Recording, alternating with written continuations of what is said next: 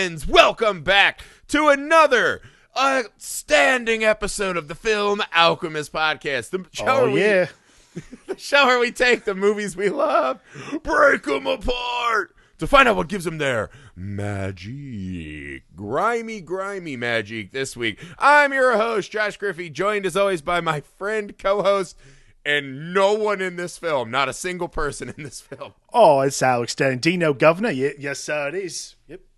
You're welcome. You're welcome for that accent. You're welcome for that one, everyone. That kind dodge at the start. That is the only accent I'll be doing this entire show. We are pumped. We have a new month, a Patreon, our new Patreon stuff. We've got a new theme. The numbers have been great, guys. Everything is exciting right now. Really appreciate it. Before we start in and introduce this month's curation, a little bit of business. People, it's official. The Film Alchemist are on Patreon. That's right, patreon.com/filmalchemistpod.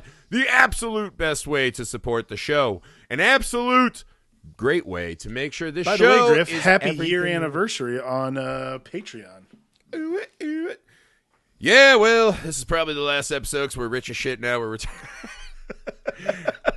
I don't even have enough to buy one of those tiny houses. Neither here nor there. Guys, for as little as $1 a month, you get in, you join the community, you see what we're working on, meet our awesome friends over there. And as you climb the official Highlander tier ranking system, if you become a Highlander of the show, you can program a double feature specifically. You got your full-length movie commentaries. You got your Patreon exclusive votes. You get access to vote on all kinds of stuff for us. We want to hear from you. I'll say it out loud. I don't know if I've said it because we always record out of order and way in ahead. We are talking about starting a Tales from the Crypt show where we're going to watch every episode of Tales from the Crypt, do mini-sodes, maybe stuff like Black Mirror. We'll add some more content there. Alex is working on some ideas. So we got a lot of cool shit over there. And guys, a lot of fun. Every single dollar helps us out enormously, and we can't tell you how much we appreciate it in just the moment we have here at the top of the show. So thank you from the bottom of our hearts for those of you who support us over at Film Alchemist Pod, or patreon.com/filmalchemistpod. That's the one. Sorry, I can't get the horrifying images of this movie out of my head. Yeah. Patreon.com/filmalchemistpod. For those of you who are about to support us, thank you as well. We assure you we're working hard to make it worth your time and your dollars. Make sure you go to YouTube, subscribe to our channel over there. It's called Film Alchemist. You can see our beautiful face. See, I'm rocking a mustache now. Like we're just got a trying mustache. Shit. I'm just straight bearding. We're just trying shit, man. You know what I mean? We're just like, once you hit the top of the mountain, you're like, well, I got to do something. If you're on YouTube, you of course know Nick Cage watches over us all. My pillow sham. And Shorty. And My Shorty. killer clown from outer space. But yeah, so YouTube, Film Alchemist. You can email the show, filmalchemistpod@gmail.com. Find us on all the socials you're on. Something easy you can do for us that takes but a moment and costs you nothing but a little kindness. Leave us a 5-star rating and review wherever you find the show. Yeah. Write us a sentence or two about why you like spending time with us over at the pub. No, that's it. That's enough business. Guys, we're just excited. We're just excited tonight. I love starting new months, man. I love the first episode of a new month is good, and then by the end of it, we kind of all look like Dustin Hoffman at the end of this movie. It's like, But what's good is we're starting with this movie for this new month, so we can really just like go up from here. Yeah, we fucking This is a classic example of how movies change with you as you age. I'll put it that way. So this month's theme, the pod gets bad neighbors. So these are all movies about people, families of all walks of life who get new neighbors or move into a place and are not greeted kindly by the pieces of shit that surround their new You've had a bad neighbor, haven't you? We all have. Oh, my God. I am actually lucky. In my neighborhood now, I have pretty awesome neighbors. That's great. I have terrible neighbors. I've had a pretty consistent run of dog shit neighbors for my whole life. So my new neighbors, I do appreciate you, and this will never happen to us. So we are starting tonight's theme with Sam Peckinpah's Straw Dogs, a movie I absolutely love. I think the filmmaking of this movie is just outstanding. It's one of those movies that I like to just rewatch scenes of to see how Peckinpah lays out this story, right? I will say this. The last time I'd watched this movie in total was probably film school. It's one of those you get in, you start hearing, like, who are the important directors, right? Inevitably, Sam Peckinpah comes up. Watched it. When I remember as a younger guy watching Straw Dogs, and my takeaway was like, wow, what an awesome, violent, action-y movie. And just kind of hadn't, like, really all the way thought about the deep, horrifying trauma at the core of this film. So now I'm watching it for the pod, right? We're getting ready for the pod. And, Amy's going to watch with me, my wife, right? She thought she'd also seen it. Was like, yeah, I love that movie. Let's watch it. Alex, I cannot tell you the last time I felt such ire from my wife than from watching Straw Dogs. When the moment happens, like, she's pretty uncomfortable the whole movie, right? This is like a new viewing experience for us. And we're all like, okay, this is tense. It's on edge. Some shit's not landing, right? When the moment happens, right? The big moment that we'll save to the end of the pod, right? She was so uncomfortable and so mad. This hit so close to home for her. And as the movie ends, she just was not getting satisfactory answers to the questions of why. And I totally get that. And I think one of the things now that I appreciate is that on the surface, this is a pretty relatable, person trying to protect their home kind of movie from these, it's like a Lord of the Flies tale, right? What happens when you move to the middle of nowhere? There's a thin facade of rules and bounds, and then all that shit gets thrown asunder, right? Right. Watching it now, you are struck so much by that's not really what this movie. In the same way, Lord of the Flies is also kind of about the issues of the unworshipped male ego. That's what this movie is, and how everyone becomes a victim of a man who feels like he's not put atop the mountain. And it's pretty staggering in its questions and implications. I found it fascinating, if not grotesque. Alex, your opening thoughts on Straw Dogs? That's a really good way to put it. Fascinating yet grotesque. I would agree with that assertion, actually. I also saw this.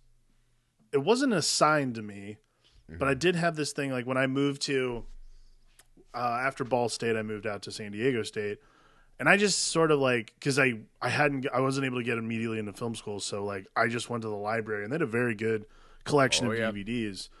So I just started doing my own film history course. So I literally was like, you know what, I haven't seen that movie. So I would watch like Badlands and a bunch of like Alfred Hitchcock stuff, like things that I had like not, that I knew I needed to see, hadn't watched, like that kind of thing. So Straw Dogs obviously popped up. I was not, because Westerns are not really my thing. So the Wild Bunch never like caught me. Wild Bunch is a good movie. I don't have a problem with it at all. But Straw Dogs, I remember seeing it and it being very visceral. The experience watching it the first time. That is probably the most apt adjective for this film. This time, I did not watch with my wife on purpose because I did remember what happened in the middle of it. And then afterwards, she was like, actually today when we were going to work, she was like, what are you guys talking about tonight? I'm like, well, we're talking about this movie and then we're talking about Straw Dogs. She's like, Straw Dogs? Have I seen Straw Dogs? I'm like, no, you have not. No, you have not watched Straw Dogs. Yeah, I mean, on the surface, there's just, I think what's interesting about Straw Dogs is there's about 10 different ways to like think about the implications of what the movie actually is. And like, I really do think, and you're right, wherever you are at in your life, that is the moment that you watch Straw Dogs and that's what you pull from the movie. Like, I'm 35, I have a wife and kid. Like, I live my life the way I live my life. I live in LA. I don't like my neighbors very much. And there is this level of like David Sumner, I think, that runs through anybody who, especially in the last 2 years, if you've had to work from home, like I worked from home during. That's a good point. I didn't think about that. During the bulk of lockdown, I was lucky enough to continue working, and I worked all the way through, and I worked from home, and it was a lot. And there is this like level of, I think, relatability to David Sumner in a way that you're like, okay, this is someone who's trying to make the best of a situation that he thought was going to be rad and then was not at all. Like, it's like he Yeah. got there and didn't realize the place kind of sucked. But again, it's hard because I would re-lens that, right? Is that the movie starts with, oh, here's a nice American chap going over to this place where he's an outsider, right? And it's going to be a struggle. Right. Your point about he thinks it's going to be rad and doesn't realize it is. That's how I felt about Dustin Hoffman this time. Yeah. I was like, he is just a shit bag of a partner. Yeah. He's not a good husband at all. He's not. And this is the thing, right? Because I think the movie starts on a pretty flat surface, right? Mm-hmm. He's just a guy who's moving here with his wife. He's open, right? Just a fish out of water. She's, and this, we will come back to this comment a lot, but this movie, I don't think this is the worst male POV movie, right? As far as it blocks us from understanding the plight of the women in the movie. But the movie does start right off with, here is just a fucking right down Main Street shot of a lady who doesn't wear bras and her being ogled. Yes. Right? Children being ogled, by the town creep. All right, so it's letting you know that a lot of these men have this predatory vibe. Yeah, not David. Not David. No, and I think that's what makes the movie that much more fascinating at the onset, is because there is this like tightrope act that goes on. Like, everything is on edge. Like any other movie, I think, where fucking, it's sad, I can't remember the movie. I can't believe I'm forgetting the title of the movie that I'm thinking of. We watched it during, I don't remember. We watched it during Creepy Kids Month. That also takes place in a weird little London town or England town. Oh, Village of the Damned. Thank you. Jesus Christ, it's killing me. Yeah, so like Village of the Damned is another one where it's just, it plays on your assumptions of what, a sleepy English town might be. Yeah. Obviously, this place is filled with people who are keeping secrets, are not necessarily on the up and up. This kind of life that maybe the reason they're living in the middle of nowhere is because the middle of nowhere is probably the safest for them to be. And then you have this American dude who, he's trying to fit in. He's trying to be nice. He's trying to... And this is what's great about the way Peckinpah sets all this up is we start meeting David and we all want to know immediately what is David's deal. Because like everyone else clearly has a deal. They're ogling titties or they're ogling children or whatever. What is the deal with the guy who's like trying really hard to be nice to everyone? Why is he trying to be really like you spend the entire movie, obviously, until the end, wondering what is the damage? Like, what's the deal? Like, why is he this way? Like, what's happening in his life that makes him but it's not even that. It's not put on Front Street like everyone else is. It's very interesting. I think what it is, right, is again, because the opening sets it up like he's the nice guy, right? He's like not threatened by her ex-boyfriend externally, right? He's like, yeah, you can come help with the garage, whatever. Right. He goes in to buy his smokes, right? Old man Tom's just fucking smacking glasses and being a dick. Yep. And he's like, paying for his own cigarette, double paying, right, for the trouble, right? He's a good guy. They unload that so fast, right? Like when they're driving home and the wife tries to, run him off the road, and Tom and the boys like, ah. Right. As they start driving, at one point when they pull up to the house, right, she reaches down for like his belt line, and like hey, sexy time. He is really defensive of that moment, right? And almost from the moment they get in that house, you see the way, right? And it has a lot to do with like she put the heater in the middle of the house. That's mine. That's my. Yeah. By the way, they do not get along for being a married couple. Because here's what happens, right? They start us off with this, he's the good, normal guy, right? He's like the Jimmy Stewart in a Hitchcock movie, right? He's a good man who's going to be in over his head. Right. As soon as that fucking door closes, we see it start to slip in the inadequacies that David cannot confront in life, right? Ex-boyfriend's running up, riding on you, right? And I can't tell him to fuck off, so I'm going to fucking bitch at you about the heater. We see that he has become this bully to her in this house, that this is the domain behind closed doors. We see the man he actually wishes he were to the other men that don't appreciate him as one of the group. And it just is something that I thought it was more of a slow burn, and he just was a guy who was fed up, which is definitely a part of this film. But I would argue he is a bully right away. And that you get the sense that, because they mentioned this incident in America, right, where he just didn't stand up, so he's coming here to fucking hide. Right. And I think that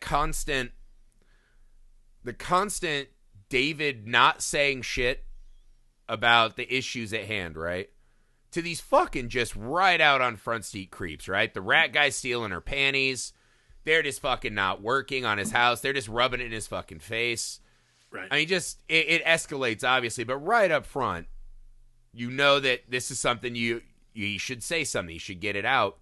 He can't, so then he begins to just fucking torment her. Yeah. And it's just insane, man.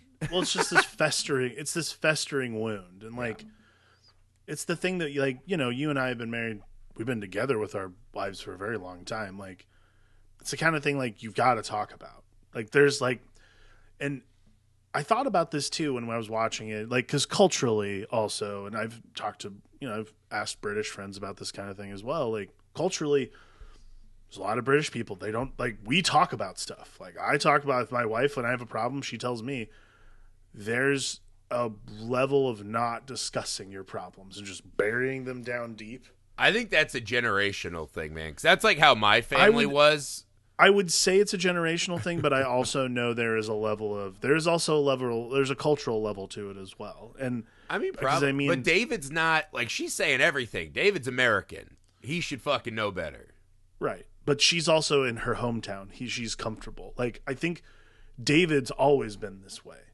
I think that's the interesting thing is, like, David is a repressed personality anyways. So putting him in a situation where not only is he already a repressed personality, but he has to, like, contend with the fact that literally nobody gives him any respect whatsoever is, and to their credit, they shouldn't. He's an asshole. Like, honestly, he's, like, not a pleasant person to be around. Like, it's right. A weird thing, that opening scene when he goes in to get cigarettes. I don't know. It's just like that exchange between him and his wife feels so disjointed. And I'm like, that is not how married people talk to each other. It's very strange. It's a very peculiar way he, like, speaks to everybody, but then her particularly, it's almost, and she points it out in the movie, like, yeah, like he's super condescending to, like, everyone. It's a very peculiar thing for someone to, who's you're assuming is going to be, like, your person to walk through this movie with, to kind of, like, not like at the top, to be honest with you. Like, really not enjoy their, like, company at the beginning of this movie. Again, I think it's an interesting choice to make him American, too, right? Because they even talk, like, oh, America, that's tough. Have you seen, like, Knife Spot? He's, like, only between commercials. But there is this, so this is a wealthy guy. He is unlocking the mysteries of the universe, a mathematician. He feels like he is important, right? There is this idea of the American alpha male man, whatever the fuck that shit is. And David just doesn't fit into these archetypes, right? His blackboard is constantly used against him to insult him, right? I love that, by the way. That's, like, one of my favorite little motifs. It's great because the scene is he's just fucking around, right? He's throwing things at the cat. He's just like a weird fucking guy, right? Yeah. And there's a scene when he says to his wife, he's like, I love you, Amy, but I want you to leave me alone. Right? Don't play games with me. Don't do this. He's so fucking mad that he is not worshipped, right? He wants to be this guy that everyone stops and parts ways for him. He's a man who feels he has X amount of self-worth, and it's not allowed, right? So his wife becomes this engine of, she tries to grab his cock, right? She can fuck up his board, right? Her cat is annoying him. You know, her ex-boyfriend's building the garage slowly. To the point, this is a really great moment in the movie where this kind of comes to a head. She's mad, and she comes back right in the car.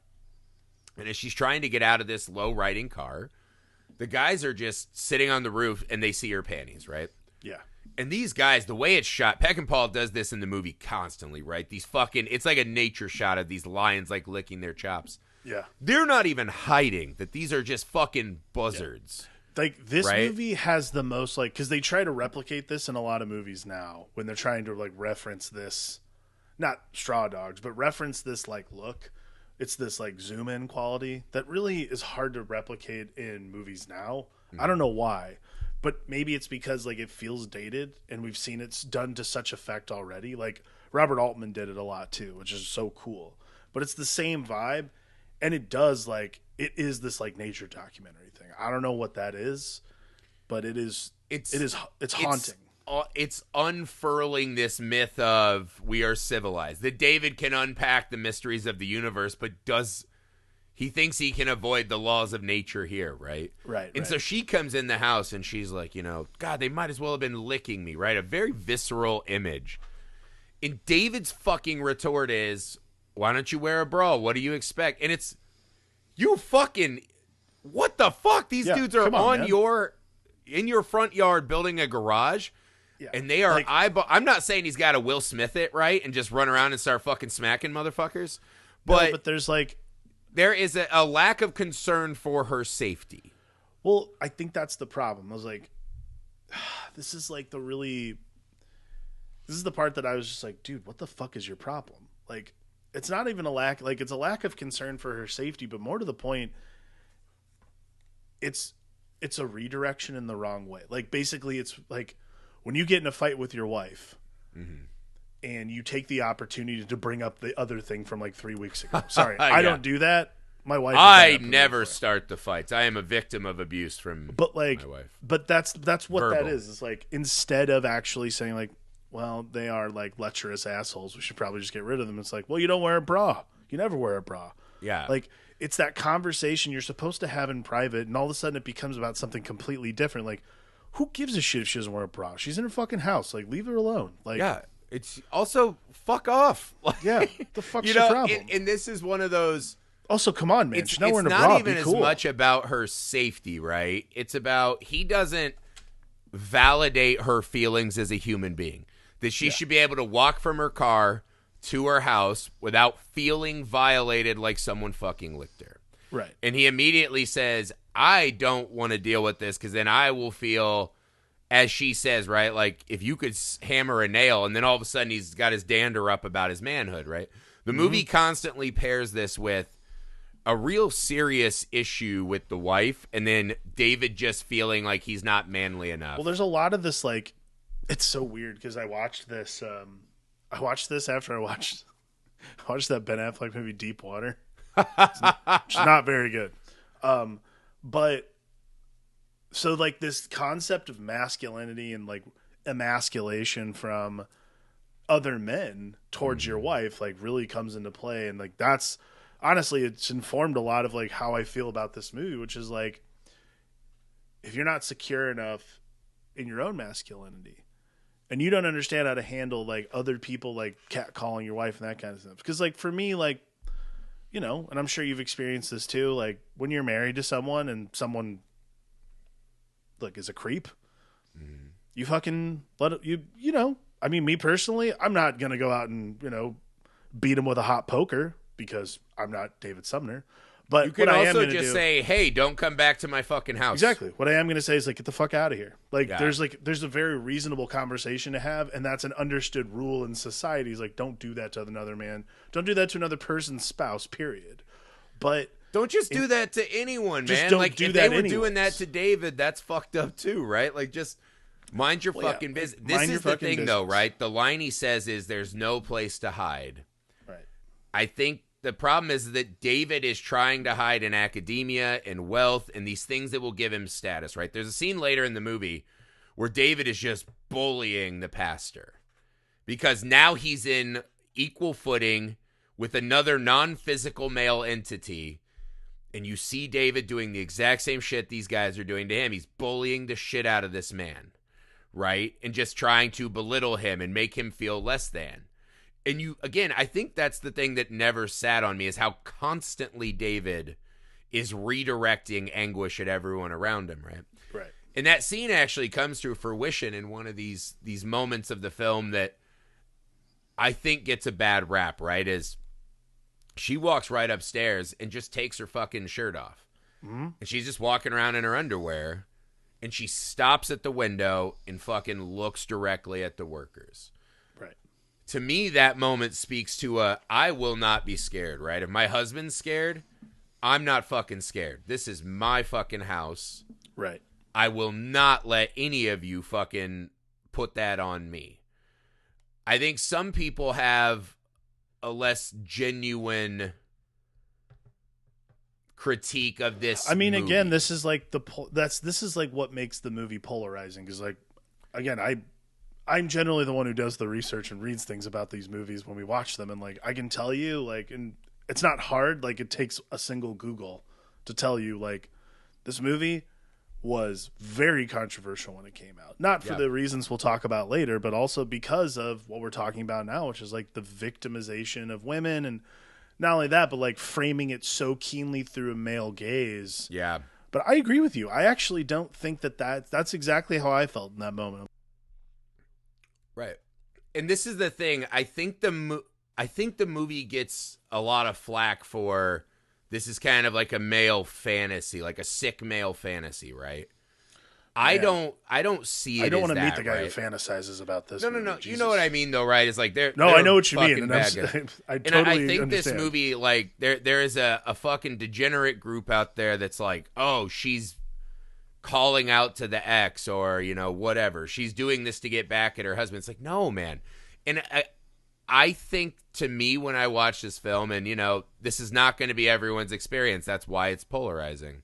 Right. I think the overt, not even male POV, but just male fucking, like, burning gaze, right, that looks at women in almost a hateful manner this entire film. And in fact, we don't even see another adult woman, I don't think, until the scene with the priest. Right? So this is just her amongst these fucking monsters, right? Yeah. Right? She is the pig's head in Lord of the Flies, just like, wow, look at these fucking a lot of dudes in this town. A lot of dudes. Exactly. And I think it's just one of those you see. So I think the constant and pervasive toxic male stare is supposed to be something that is illustrating how everyone becomes a casualty of that mindset, not trying to degrade and take away the victimization, right? So the big fucking scene, let's get out of the way, right? This scene has an unbearable to watch sequence where the ex-boyfriend, they trick David to go out hunting, right? They go out hunting. We're say they're all going to get screaming at the fucking TV. Why are you going hunting? But not only that, we're screaming it when they're like, "Oh yeah, we'll push the ducks toward you so you can shoot." It's like, dude, it could be a while. Works. He fucking knows, right? Yeah. They do that. That does have a great shot where they make David carry his gun bent, right? Like he has an impotent fucking phallic symbol, and theirs are all fucking cocked and loaded. Neither here nor there. We do need to discuss that scene, but the ex-boyfriend sneaks back home and he breaks in, right? Violently assaults, the lady of the house. The wife, yes. I can't remember the actress's name. Susan George is the actress. Yeah, wonderful actress. This scene is one that, reading up on this, there's a lot of fucking discourse about this moment, right? In the way she reacts in certain moments to the situation. I took that as this is an unbelievably horrible nightmare scenario. Something that is probably impossible to fathom the depths of how fucking horrifying this would be.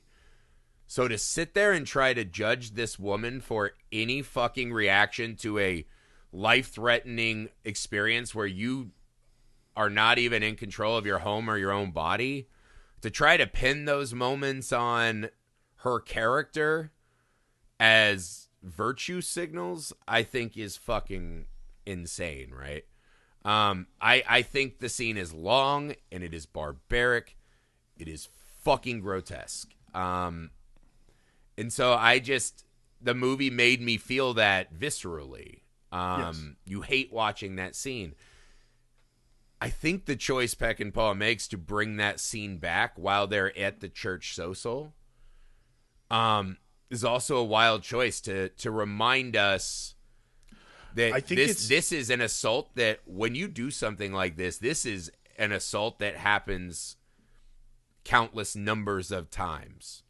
Yes. That she is still sitting there, and as they're all churched up and they're there for a kid's birthday, the pastor's doing fucking magic, she's still being attacked. And so to me, I don't watch that flippantly as well, she didn't behave the way I think someone should behave in that moment. I'm how the fuck could you process something that fucking tragic? Yeah.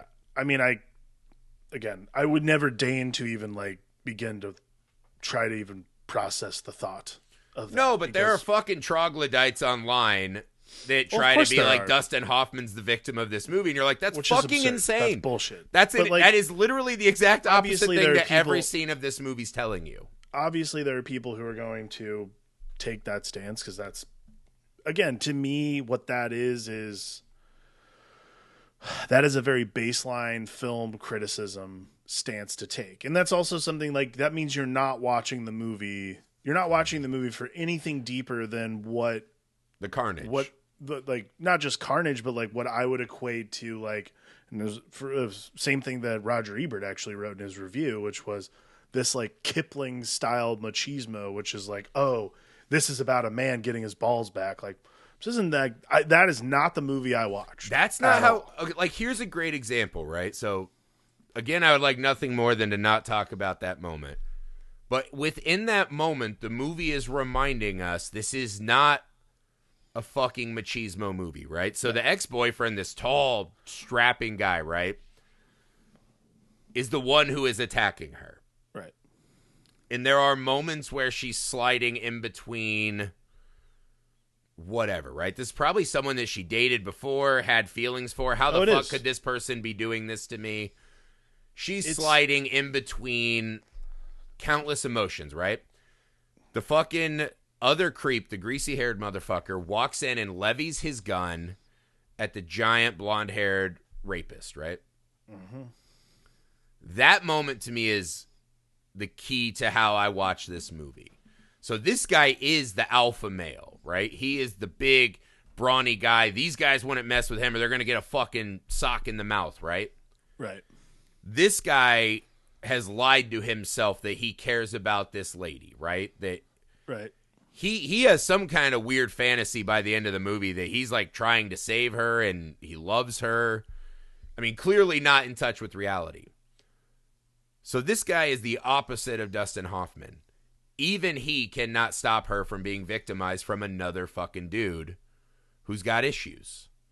The movie is telling us there's no amount of balls that you can get or no amount of fucking testosterone you can have that's going to stop these women and other people from being victimized from these fucking guys that just are not satisfied with their primal urges. You know what I mean? Like, they are just a threat to everyone, even the other tough guys in the club. And to me, that moment was really important. Then, of course, what follows is another grotesquerie. Yuck. Can't really talk about the movie without that. But I think that scene of even the blonde-haired guy cannot fucking protect anyone with all his fucking facade. This is really interesting. Did you ever see that movie, The Quiet Man? I think it's what it's called. It's a John Wayne, right? Yeah. I was like, this would be such a funny double pairing with Straw Dogs. Because The Quiet Man is essentially a big fucking strapping American. Comes over and just fist fights this lady's dad across town and gets drunk until he's like, well, you drink a lot and fight in public. Marry my wife. Marry my daughter. Right. And you're like, wow, what a weird fucking fable. But I think that shit is baked into the cake, right? There are these old world mindsets about people used to think John Wayne was a heroic figure, right? Not the fucking absolute sack of shit that he was. Because of stuff like that, right? And I think the movie is just, every frame of this movie to me is an indictment of that John Wayne bullshit. Well, yeah, I mean, I would go further than that. I would say the casting of Dustin Hoffman is an indictment on that John Wayne bullshit. Like, but even he has some of that though, right? Like, it's fucking. Yeah, but see, that's the important thing about David's character is that they all have some of that. All of us do. Like, whether we'll admit it or not, like, all of us have that tendency for, not for what we just discussed, but definitely not that. But we all have the tendency towards, when provoked, violence. Like, it's just, and that has nothing to do with like being American or British or anything or Dustin Hoffman.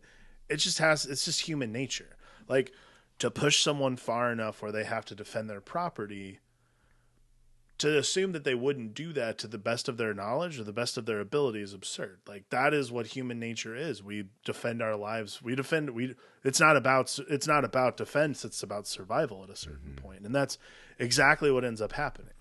Like, I think, okay, so I want to ask you this question, right? Because I think the movie's often portrayed as Assault on Precinct 13, right? The Purge, shit like this, right? Survival, home invasion shit. This movie makes a really interesting choice at the end of the film. David absolutely invites the devil upon his house. correct. The idea that, so we're in this, these guys are committing crimes and assaulting this household. The subplot of the town child molester, He's like kidnapping a girl and running away. And right. David So David Warner plays this guy Yes. who basically strangles. He basically of mice and men's this girl. Yeah. Because he's the Lenny in the town. So he Lenny's this girl, and I agree. Like, this is the thing that I think is really fascinating about the home invasion. I agree.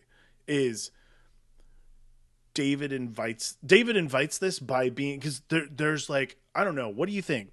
15, 20 chances he has to literally be like, dude, take him. It's the weirdest fucking hill to die on. He houses, basically they hit Niles, as David Warner's character. They hit Niles on their way back to their house and give him shelter at their house. He calls the pub saying, hey, can someone send the doctor? And that's how the dudes find out. So, again, I would just ask anyone who wants to make movies or visual art, man, watch that church sequence. Not only her flashbacks, but how it's intercut with the images of children and the monsters. Mm-hmm. Like, here, like, the men just say, hey, my niece, who I care really a lot about, enough to kill, she's disappeared with this guy. You, one other teenage boy, go look for her. I'm going to fucking go to the pub. All the grown men who should be helping her, claim to care about her, they're going to the pub so they can get drunk to commit crimes. Right? And this girl, this is another one of those weird moments, right? The girl is obsessed with David, right? She thinks David is an ideal male partner. Right. Does not realize how untrue that is, right? Because of that, she goes to the other man that she assumes is the gentlest in town, right? She just wants a non-drunken fucking idiot that she's grown up with her whole life. Makes perfect sense, right?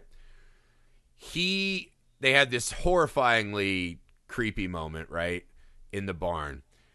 And as he hears the guys, he kills her as he's trying to keep himself from getting in trouble. Trying to keep himself safe, accidentally strangles her. Oh, my God. And it's Which is really horrifying to watch, by the way. Because if you are around other men who cannot just handle that they are not in charge and captains of the universe, bad shit happens constantly. So that's the setup for this, right? But that fucking church scene, I mean, that is just filmmaking power. Yes. The tension built, the reminder. I mean, the ominous fucking foretelling.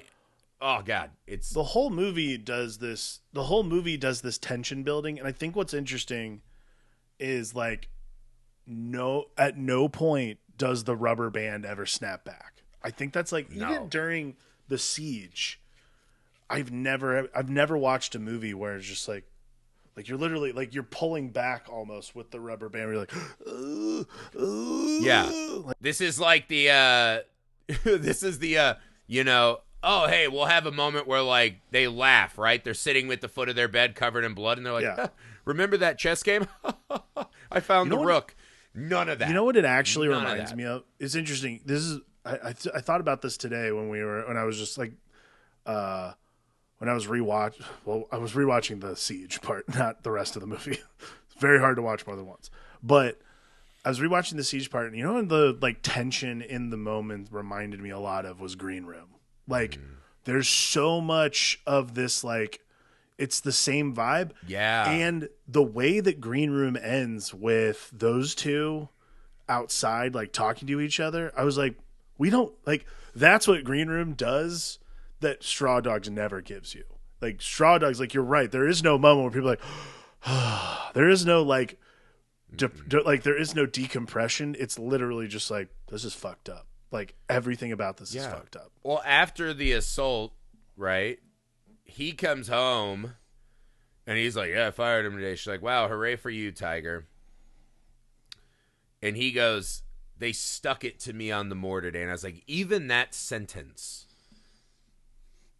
is just a gut punch. This movie, we just totally skipped over the opening salvo. Was these dudes snuck? They didn't just steal the panties. They snuck in the house and fucking strung the cat up in the closet, killed hanging the cat, it to death. Yeah. And then he doesn't do anything. Well, that's the moment where you're like, come on, man. Again, this has been something our society's been talking about ad nauseum, right? Is the, Will Smith smacking whatever. Right. I think we can all agree if someone fucking strangles your cat in your wife's closet or whatever, right? They walk in, strangle that in the room that you share with a married couple. You have to care enough about your wife and hopefully even yourself, man. Even you fucking bitch-ass Dustin Hoffman, you deserve to be safer than people murdering cats in your house. Right. That's not even a chivalrous, like, man needs to be a white knight moment. That's a, hey, man, I deserve to get my fucking sweaters. Thing. Yeah. I deserve to get my fucking learned-ass sweaters without seeing my cat murdered in the closet. And when he doesn't do that, you just know that that's how this movie I would goes. take it even further than that. Like, it's his reaction to when it happens, too. Like, yeah.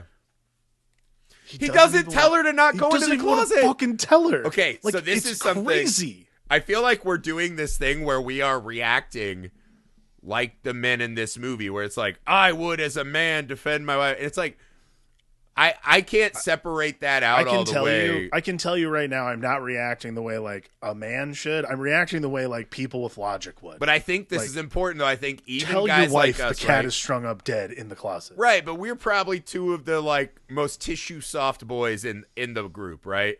I don't know what you're talking about. I am very Rudyard Kipling manly. That's true. Yeah. You like that. Me just I am the piggy of the island. I am baby soft. Yeah. I am weaker than my child's wipes. But even us, we still have that, like, if they did that to my wife. Of course. Both of our wives are tougher than we are, right? Oh, yeah. Like, my wife, it's just built in there somewhere. If Straw Dogs happened in my life. Oh, for sure. My wife would be the one killing people and be like cowering in the corner. Be like, I can't do this. Amy would stone cold start murdering, and I'd be like, ew, gross. Wipe it up. Andrea would be the one at the very end. She would, Jesus, I got them all. Like, I used to be a bouncer and do MMA and all that shit. I never got over it just is not fun to fight, man. Like, it's fun when the other guy's fucking around. When it's like a violent encounter, I never got over that feeling like I was going to throw up for like 2 hours after. This is a thing that happened to me when I was younger. I never got in a fight. I was always the taller, bigger kid, and this is why I never got in a fight. Alex. My mom always said, you cannot get in fights at school or anywhere. I'm like, well, why? Like, if someone hits me, shouldn't I hit them back? She goes, you can't. I said, but why? She's like, because you're the one who's going to get in trouble. I'm like, what are you talking about? She's like, you're bigger than everyone. You're the one who starts it no matter what. You cannot fight people back. It was from a very young age. I was always the bigger kid in class, and I was told your mom treated you like pit bull owners treat their dogs. Like, I love you. I know it's not your fault, but you will be punished by the law because you are a pit bull. That is, my mother was very specific. You've always been a junkyard dog on the train, Alex. That's what we're learning here. But like that's what it was. But like I never got in fights because I knew I'd be the one who would be in trouble. Like, I would be the one who would I would be the one, even if I didn't fight, I would be the one who would be in trouble because I was big, and everyone knows the big kid's the one who starts it. There is an element of the end of this movie. The end of this movie just has 50 fucking bizarre moments that just stop you in your track. I do think everyone on Earth is fascinated with someone's coming at my house. What do I do? Right? I got a bunch of I get swords at flea markets all the time. I got my wedding katana. I got softball bats. My theory is just run out butt naked and fucking start swinging on people. Yeah, that's my theory too. I want them to be like, is that a diabetic pup? Like clenched between his butt cheeks? Okay. And they're like confused and I brain them, but I have I have the wedding katana from our friend Laurent, and we both have a Laurent katana. And then I have a lightsaber from Disneyland. I'm like, that's the thing I'm going to run out of my room with, because people are like, oh, no one wants to see like a horrible looking sweaty fat run out of his room. Yeah. Well, it's like, and then I don't know. Have you ever seen Adventureland with No. Right. Okay. In the movie, no, I have seen Adventureland. That's right. So in the movie, Jesse Eisenberg is chased into the main office, and Bill Hader, like someone's trying to kill me because of the big giant panda. And Bill Hader, Kristen Wiig throws him his bat. Bill Hader comes out, she's like, "You don't know what I'm capable of." Yeah. Like that. It's the Michael Keaton Batman. Come out! Do you want to get crazy? Come out! Right. Yeah. That's my whole strategy. That's my strategy, because no one wants to see like a jiggly fat guy do that in the middle of the night. But it's fucking wild how fast David slips into like, it's go time. Yeah. Oh, I'm gonna he's like ready wire to tie shit. I'm gonna burn oil. David has played this fantasy out. This is like David's hardcore Home Alone. David's ready to go, and it scares Susan. Has played this Susan? out. Amy. Okay. Susan George is the actress. We have to get to this. The political jockeying at the end of this is fucking madness. So the guys come to his house. He calls the pub. What the fuck does he think is going to happen when he calls the pub, right? A part of me always wonders if David is the one courting all of this danger, not Amy. Oh, he calls the pub absolutely for like the magistrate or the doctor. Anywho. So these guys bust into his house, and he's doing hey, this is my house. These guys are my responsibility. He gets a real quick lesson, right? That saying it's your house on paper is fine, and the law will back you up.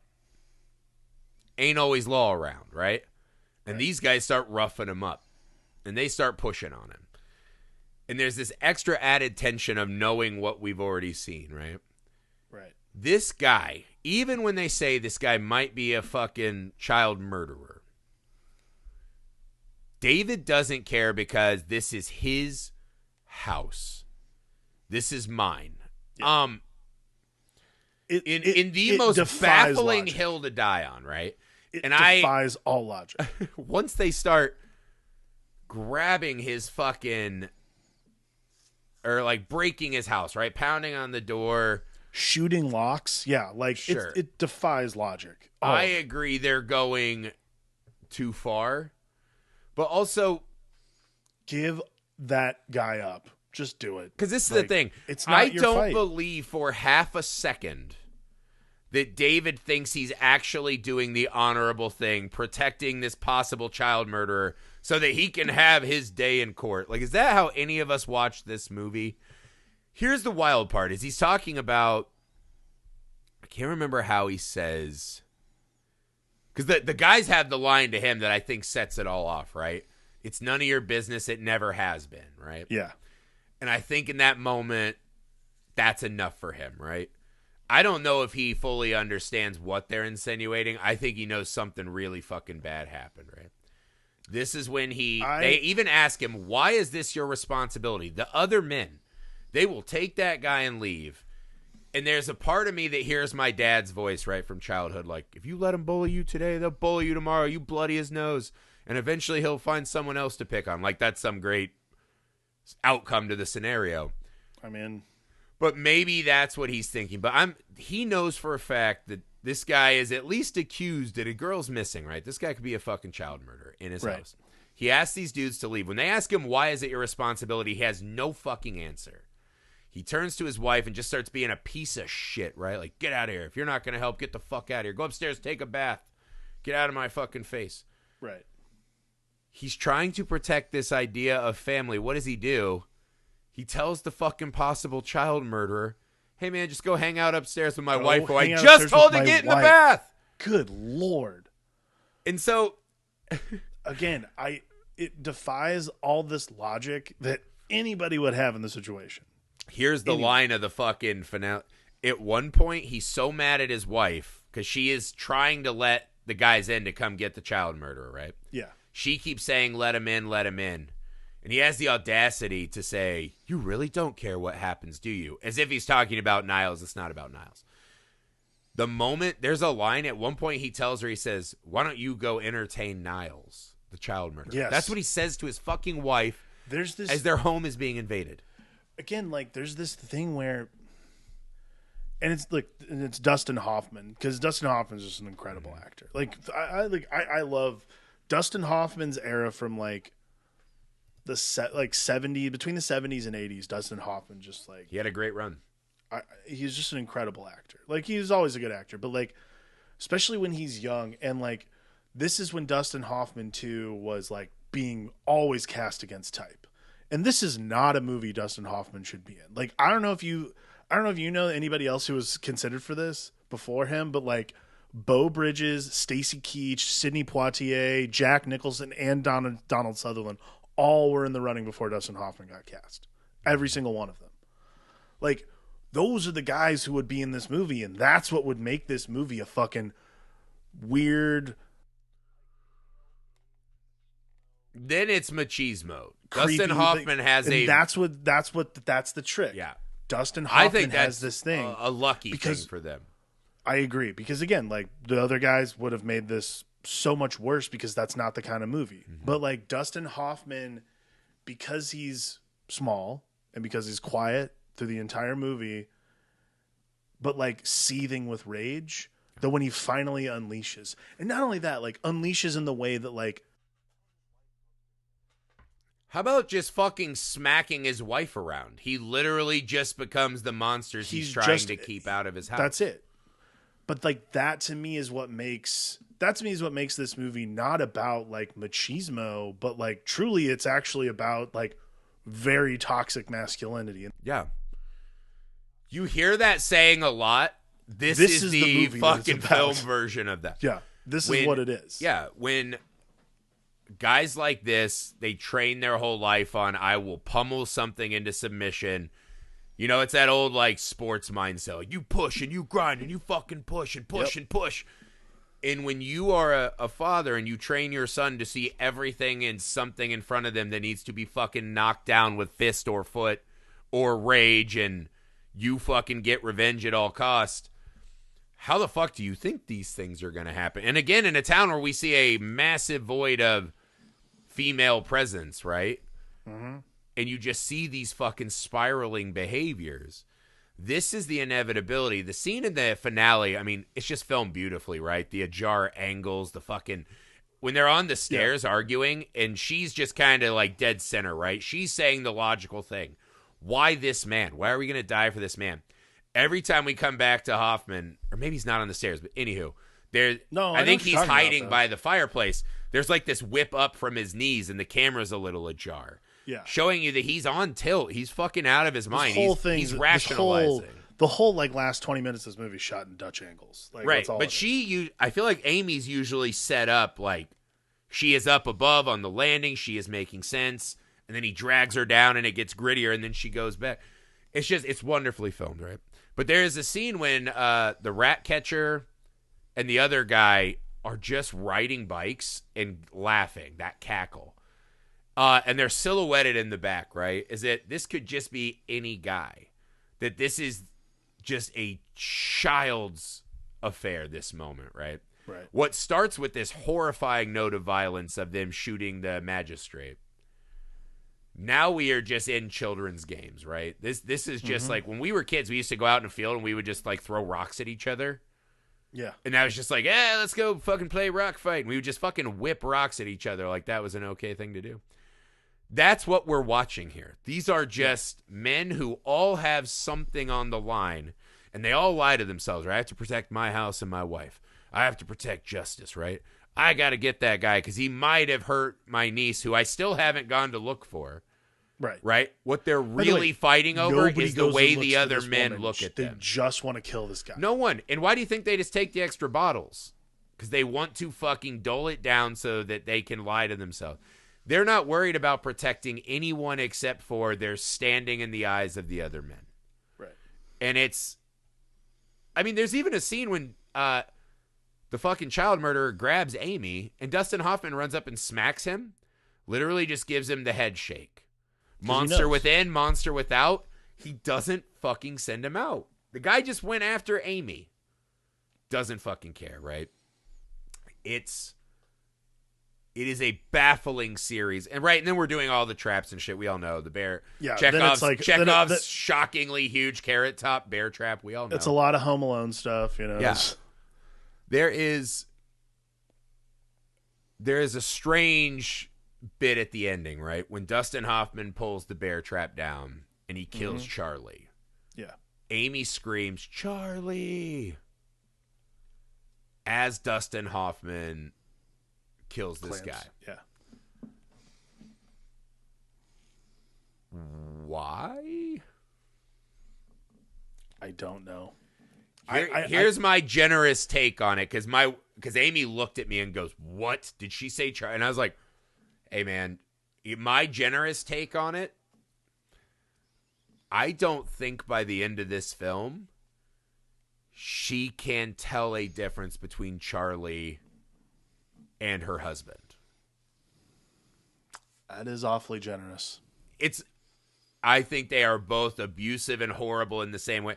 I also think, because they kind of intercut like Dustin Hoffman and her in bed and then the assault. So I'm like, I think maybe. Here's my thing. I don't think it's the easy way, which is like the Stockholm Syndrome argument. I don't think that's it at all. No. Which is the one misogynist would use. Yeah, the generous way is that she can't distinguish them enough. And he has been worse to her most recently, right? Yeah, I mean, for me, it's... The probably more apt version is that this is where, when you have a lot of guys telling a story, you get this moment because it adds a little drama. I mean, for me, it's more... For me, it's more like she's... Can't believe I'm going to say this. For me, it's more that Amy decides that the sanctity of life after all this carnage makes more sense to her. Like, that is the most generous. That is the most white-gloved angel answer I've ever heard. God bless. Like, I don't know how else to put it, because like the worst way is the worst thing to say, and I will not say it. Yeah. Like, well, they both run up to save her from the bad guy, right? Who's trying to get at her again. Right. Charlie's the one who shoots him, not Dustin Hoffman. No. Right? He, in that moment, is saving her. I mean, this is all so fucking convoluted and horrible. So like, well, it's just so messy. She's a fucking victimized person. Like, I think taking her exact words and actions and weaponizing them against her is stupid. She's a fucking woman who has been through hell by the time this movie ends. Yeah. I don't think she would have sympathy for her husband or any of these guys. It's fucking tragic, man. And then this movie ends on this fucking kind of dark sequel to The Graduate shot, where Dustin Hoffman just looks so fucking proud of himself, just leaves Amy in a house full of corpses to drive the child murderer God knows where. Doesn't that kind of say everything you need to know about David, though? Yeah. Like, this isn't about, like, it's never been about her or like her being near her family or living where she grew up or anything like that. This was for him to get away for his interstellar studies. Well, he says, right? He says, the child murderer says, "I don't know my way home," insinuating that he thinks David is going to hook him up and drop him off. Right. And David says, "That's okay. I don't either." That moment to me is David does not. He's now done what he thought he needed to do, right? Be a man and fight and murder and best other men. And he was wrong. And he's fucking wrong, man. And I think that's the end of the film's idea, right? Is this guy's in the car with a person who's a child murderer. He has now murdered a bunch of guys. He's traumatized his wife. He's ruined their happy life. For what? so that he can not think about his dick size for an afternoon, so that the next time someone fucking steps to him, he can say, hey, I bear trapped a guy. You think I'm scared of you? Yeah. Like, it's so impotent and sad and pitiful of an ending. And I mean, that's the fucking sad thing is this movie, your analogy about the rubber band is apt, right? It never snaps back. No. There's no sigh of relief at the end of this film. Like, I think what's interesting is that this movie's climax of this siege should be the sigh of relief, should be this decompression, this like denouement. It is not at all. Yeah. All it is rising. This whole movie is just rising action the entire time. And then the end is literally just like a huge drop off of like, this person is not changed. They're the worst version of themselves going forward. Right. When you watch something even as graphic as I Spit on Your Grave, The Hills Have Eyes, right, you feel better by the end of The Hills Have Eyes that those parents killed all the rapists, right? You don't feel good about what you've seen or the fact that a girl had to be sacrificed for that. It is cathartic to then watch those guys get their dicks bitten off, right? Like that is how a lot of these movies work. I think the thing I appreciate on a storytelling level is that David is so much more complicated and shitty that it gives this story an extra element, right? This is not there are bad guys and good guys. This is a, man, that line between being a decent guy and a piece of shit is really fucking small. And it's not because we're on a farm in the middle of nowhere. Right. It's because whatever's happening in this guy's mind, I think that extra level of psychology makes this movie just so much more interesting than a lot of its brethren in this thing. And again, I think because of that, I forgive it some of its more horrible elements. Right. I don't know. I would understand totally if people are like, you know what? Fucking miss me with Straw Dogs. Get it. I absolutely get it. Yeah, I mean, I'm not sure I would say what's great about Straw Dogs is that this is the conversation we have rather than it being like, this is the conversation you're supposed to have about Straw Dogs. What you're not supposed to do is talk about David as some victim who finally takes matters into his own hands. And I think that's the really common oblivious takeaway. And then not to say like people don't watch the movie correctly. You can watch a movie however you want. It hides in the visual language of that story. Right. I think what's a really important thing to note is people who don't watch this movie necessarily with a critical eye. And again, I don't know anyone who would watch this movie for pleasure. If you do, like, seek help. But like for me, watching this movie with a critical eye, especially in 2022, it's very difficult to sympathize with David Sumner about anything. Yeah. Let alone like the most obvious thing that you could sympathize with him is like, I wish you wouldn't antagonize him on his chalkboard, but he fucking deserves it, so it doesn't really matter. Yeah, honestly, I'm like, fuck your equations, right? Yeah, you're I terrible feel equation. like after the years we've had, I'm like, you know what? I don't give a fuck about space math. You got to figure some shit out in this real world. Your own living room is a mess. How about this? 1 + 1 makes a happier marriage. Give your wife a walk. Like, do something she wants to do. Why don't you just stop being bundle a dick. up? Yeah. Oh, you have a deadline? Someone's going to be mad they don't know the fucking square root of space dust, you fucking idiot. Go fucking spend a night with your wife. It's like a really specific thing, the way this movie presents itself. And so for me, Straw Dogs is an amazing movie because it elicits a reaction that is so antithetical to what I think people perceive Straw Dogs as. Yeah. And that, I think, is what's really important about the movie, is when you watch it, you don't sit there and just give the broad generalizations and use the broad strokes as this argument for like a man pushed too far. That is so not what this movie is about. No. It's not about a man pushed too far.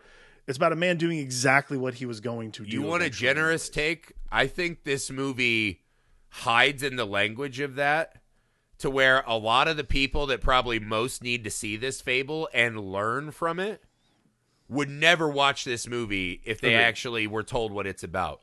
But if you say, hey, man, I'm defending my house. Will Smith should have smacked Chris Rock. Like, that guy will watch this movie thinking it's one thing and hopefully learn a very different lesson. I don't know. I found a lot more to think about. Honestly, I was telling you, Amy was fucking rocked from this movie. I haven't seen a movie affect her like this in years. Like, since I brought home Hereditary the first time. Right. And I made her watch that. Amy was like fucking horrified for days about Hereditary. Mad at me that I gave her that much fear. But this one, I mean, she was pacing the kitchen. We were having life discussions. You know, is that what guys want to do? I'm like, what the fuck? No. Like, no. Well, not no, like that, Amy, but she's like, is that what you want? Is you just want to dominate? And like, but I'm like, not me, man. Like, I don't. No. And like, it led us to have real fucking like hard conversation. Like, I saw the pain in her eye from this movie, and it's a lot. It's a lot. Yeah. What a flick. I think it is masterful filmmaking and storytelling. I think it probably is my favorite Sam Peckinpah movie. I don't think you can do this kind of a movie with a flippant piece of shit director. But that's it for Straw Dogs. Sweet mercy, we can breathe again, guys. Our next film is a bit of a palate cleanser, which we obviously needed. We'll be moving in The Cul-de-sac with Tom Hanks in The Burbs, one of my all-time favorite movie next. The rest of this month, the pod's got Bad Neighbors, guys. So if you have a favorite Bad Neighbor movie, reach out and let us know on social media. Make sure you subscribe to our Patreon, patreon.com/filmalchemistpod, so you can vote on the extra bonus episodes every month and hear some full-length commentaries. Other projects we're working on over there. We're working hard to try to earn your money. Any money that you can contribute to the cause is absolutely appreciated. Again, that's patreon.com/filmalchemistpod. Email the show, filmalchemistpod@gmail.com. Make sure you leave us a rating and review wherever you find us. That does help us out a ton. We appreciate it.